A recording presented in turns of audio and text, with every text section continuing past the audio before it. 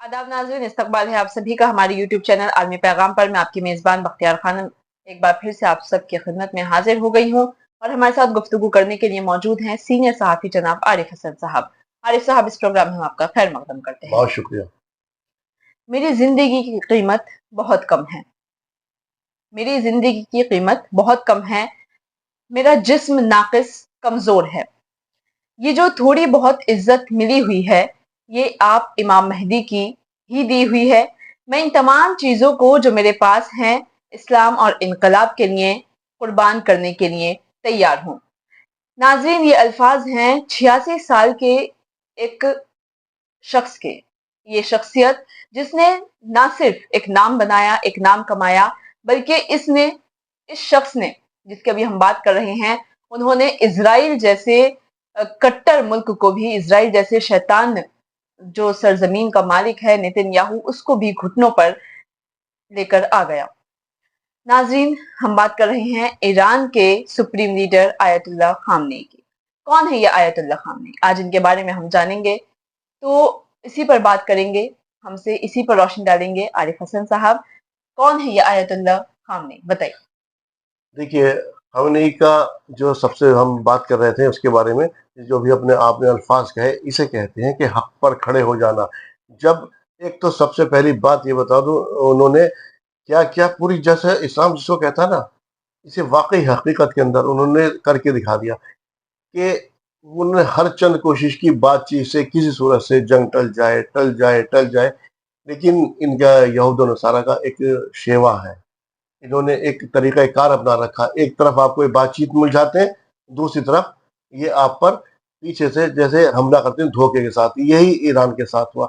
Iran के साथ अभी बातचीत का दौर जारी था, लेकिन पीछे से इस जो इसे वार क्रिमिनल है इस वक्त इसराइल का जो नेतन्याहू प्राइम मिनिस्टर है, इसने उन पर हमला कर दिया, जबकि अगले दिन बातचीत होने वाली थी। लेकिन उसके सामने, जिसके सामने तमाम अरब ममालिक सरनिगु थे, उसके सामने एक ऐसा बूढ़ा शख्स 86 साल, जैसे अब आपने कहा, काम नहीं, वो डट कर खड़ा हो गया कि अब हम मुकाबला करेंगे। अब जब दुश्मन ने वार कर ही दिया है तो अब मुकाबला करेंगे। यकीनी तौर पर उन्होंने उस इसराइल को, उस नेतन्याहू को घुटनों पर ला दिया।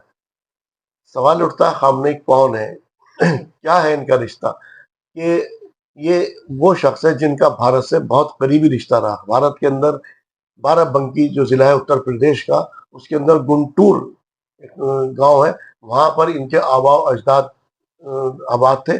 और ये इनके जो दादा और साथ में इनके एक और इनके शाह सैयद अहमद मुसावी, इनकी करीब 18 साल के आसपास वहां पर पैदाइश हुई। फिर ये यहाँ से हिंदुस्तान से 1830 में हिजरत करके नजफ चले गए।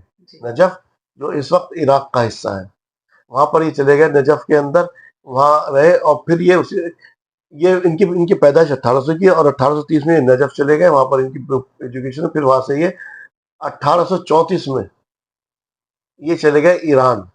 और ईरान जब आए हैं, वहां पर जाने के बाद फिर इन्होंने वहां पर जो हुकूमत थी उसके अंदर, जो उनके वाली साहब थे जो खुमैनी, वहां जाकर ये मशहद के अंदर आबाद हो गए।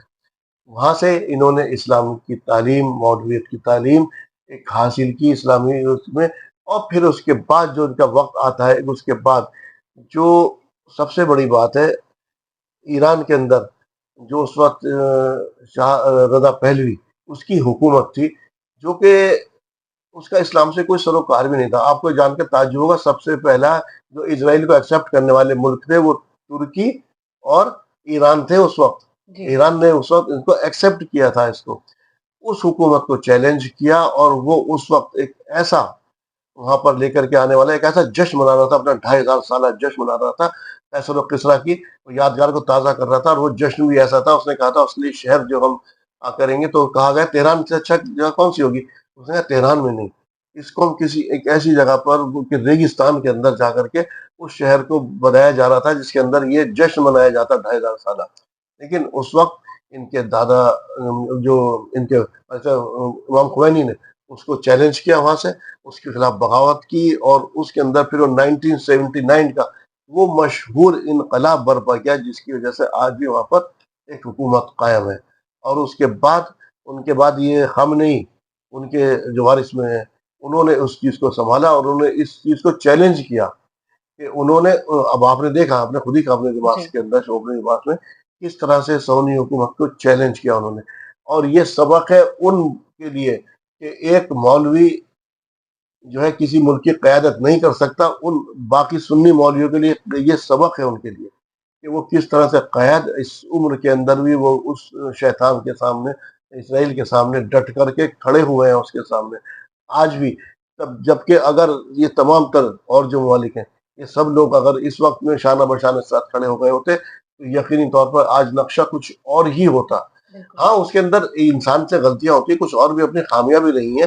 یہ خامی جو ہم نے بارہ کسی وقت میں ذکر بھی کیا تھا کہ غلطی یہ کی انہوں نے کہ اس کو بہت جلدی ایکسپورٹ باہر کرنے کی کوشش کی بجائے، اگر یہ جیسے اس وقت ہم نام لیتے ہیں اس کا، ابراہیم ترورے کا، آپ نے جی نام سنا ہوگا، ہم نے کیا تھا جی میرے جی ساتھ جی آپ نے اس بارے میں.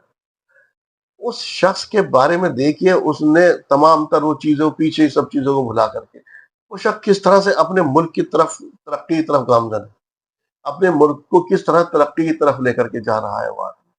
وہ ایک بھوک مری کا ملک، کس طرح سے اس کی حالت ہے آج. اس نے وہاں پر جو ٹماٹو کیچپ کی، جو ٹماٹر کی فصل ہوتی ہے، اس کے لیے اس نے پلانٹ لگا دیے کہ باہر سے نہیں آئے گا، اب یہیں سے ہم اپنی ہی چٹنی خود استعمال کریں گے. ٹماٹر جی جو ہے اس کے پلانٹ وہاں پر لگا دیے، روزگار ملا اس سے.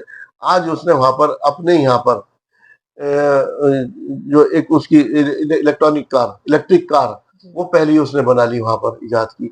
اپنی ڈیفینس کے لیے بھی ٹرکی سے بھی اس نے جو ڈرونس ہیں وہ بھی اس نے خریدے. مطلب ہر چیز کے اندر وہ آہستہ آہستہ کر کے لوگوں کو روزگار دینا، اس کے بارے میں وہ آگے بڑھ رہا ہے. اپنے ملک کو پہلے، اپنے اس چیز کو اپنے ملک کے اندر، جب ملک کو پہلے مستحکم کیجیے آپ کو، جی ٹھیک ہے نا، تو وہ چیزیں ابھی نہ ہونے کے اس سے بہت جلدی. دوسری تو اس سے اربوں کا یقین اور اربوں کا وشواس وہ بھی کمزور ہوا، کہیں نہ کہیں اس سے فلسطین کا مدعا بھی کمزور ہوا.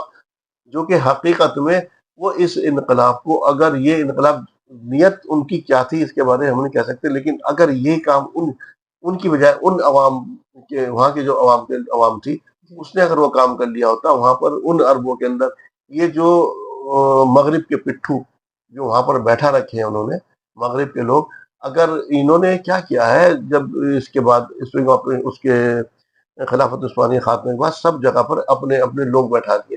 یہ ان کے سب ایجنٹ ہیں، یہ لوگ جو ہیں ان کے مغربی دنیا کے، جی ٹھیک ہے. تو یقینی طور پر ملک بھی ترقی کرتا، اور آج بھی اگر کوئی شخص ایک ڈٹ کرے کھڑا ہو جاتا تو ہم نے اس کا نتیجہ ابھی دیکھا کیا ایران اور ہوتا ہے. اسرائیل کے درمیان جب تناتنی کا ماحول جاری تھا، تب ہم نے دیکھا کہ جو 86 سال کی عمر کے شخص ہیں آیت اللہ خامنئی، انہوں نے ڈٹ کر ان سب چیزوں کا مقابلہ کیا، اور ان کے اندر اب بھی اتنی پاور، اتنی طاقت ہے انہوں نے اسرائیل کو گھٹنوں پر لا کھڑا کر دیا. وہیں ابھی جب آپ نے ترورے کی بات کی، ابراہیم ترورے جو ابھی موجودہ ایک بہت اہم شخصیت مانی جا رہی ہے، ہم نے ایک ویڈیو بھی کی تھی اس پہ. خیر فی الحال جب ہم ابھی ترورے کی بات کر رہے ہیں، تو کیا ہم یہ کہہ سکتے ہیں کہ یہ کہنا جائز ہوگا کہ جیسے ابھی ایران کے سپریم لیڈر جو ایک اپنے میں ایک شخصیت ہیں، ان کا دبدبا ہے، رعب ہے، خوف ہے، تو وہی چیز آگے چل کے ترورے کے اندر بھی دیکھنے کو ملے گی. ابراہیم جو ترورے ہیں ان کا بھی ایسے ہی پاور ہوگی، ان سے بھی لوگ ڈریں گے. اور پھر جب اگر ایسا ماحول بنے گا تو کیا جیسے ایران کے اوپر کئی خطرے لاحق آئے، ایسے ہی پھر ابراہیم ترورے پہ بھی آئیں گے؟ دیکھیے، یہ مغربی دنیا جب تک اس کو لگتا ہے کہ اسے کوئی خوف نہیں ہے، کوئی وہ چیز آگے نہیں بڑھ رہی ہے کہ وہ انقلاب، کوئی خاص طور سے اسلامی انقلاب آگے نہیں بڑھ رہا، تب تک تو یہ خاموش رہتے ہیں. لیکن اس وقت دنیا جس الجھنوں میں پھنسی ہوئی ہے، چاہے مغرب ہو، چاہے امریکہ ہو، چاہے کوئی بھی ہو، یا تھرڈ ورلڈ کے جو دنیا ہے جس میں ہم بھی آتے ہیں، گلوبل ساؤتھ کنٹریز ہو، جی تو یقینی طور پر اس وقت میں بہت خاموشی کے ساتھ، جیسے میں نے آپ کو کہا کہ وہ ترقی کی راہ پر گامزن ہے. اس نے جیسا جن چیزیں میں نے بتائی، اس نے وہاں پر سولر پلانٹ لگا دیے. وہاں پر اس نے کیا کیا، اس کے اندر بجلی جو ہے سورج سے نکال کریں گے. وہاں پہ یونیورسٹی بنائی، یونیورسٹی کے اندر ساتھ ساتھ ہاسپٹل، اس میں جی علاج ہوگا، ٹھیک ہے. صاف پانی کا انتظام کر دیا وہاں پر. اس نے انڈسٹری کو وہ وہاں پر لگا رہا ہے، کئی پروجیکٹ اس طرح کے اس نے لگا رہا ہے. سب سے بڑی بات یہ، آج تک جو یہ تھا، کیا نام ہے، یہ افریقن کانٹیننٹل جو ہے اسی کا کنٹری ہے، برکینا فاسو. تو وہ لوگ اپنے گولڈ سب سے زیادہ وہاں پر، وہ اس کا استعمال ہی نہیں کر پا جی رہے.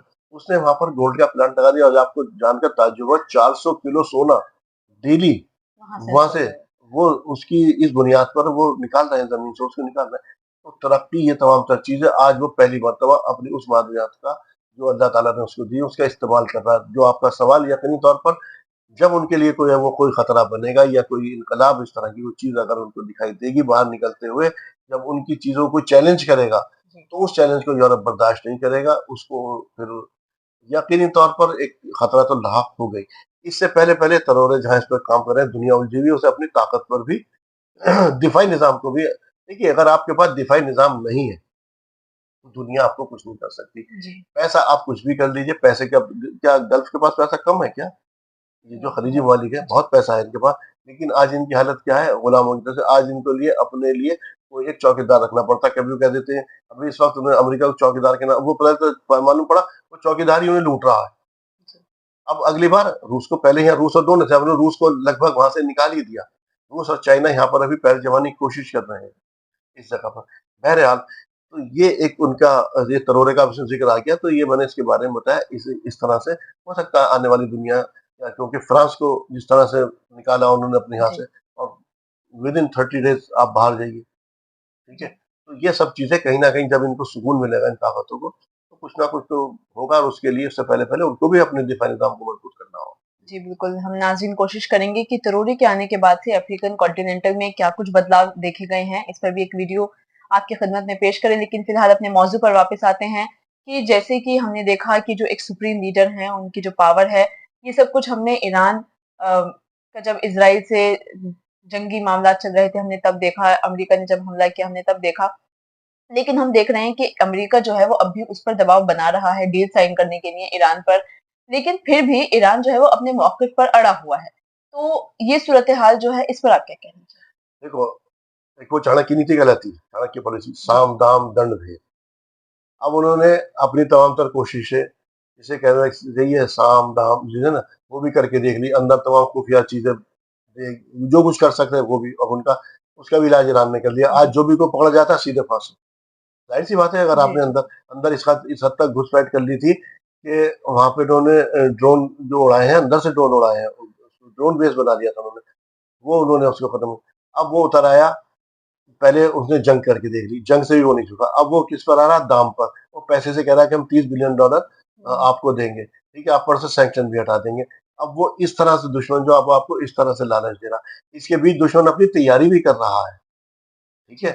लेकिन इंसान इस सब अब उसमें, अच्छा इससे पहले एक भेद की नीति जो है ना, वो भी अपना इन्होंने जो ईरान के अंदर आपस में जो उसकी आवाम है उसके अंदर अलग अलग करने की कोशिश भी की उन्होंने उसको, उसके एक उन्होंने पर्दे को लेकर के उठा दिया एक सवाल उसके, तो लेकिन इस हमले से जो उसने जंग की, उस जंग के बाद अब वो दोनों यकजा हो गए, एक प्लेटफॉर्म पर आ गए। तो ये है खामनेई की, और अभी जो इसकी बात कर रहा है, अमेरिका कह रहा है कि तुम यूरेनियम या वजूद की या एनरिचमेंट छोड़ दो। खामनेई अपने मौक़िफ़ से पीछे हटने को तैयार नहीं है।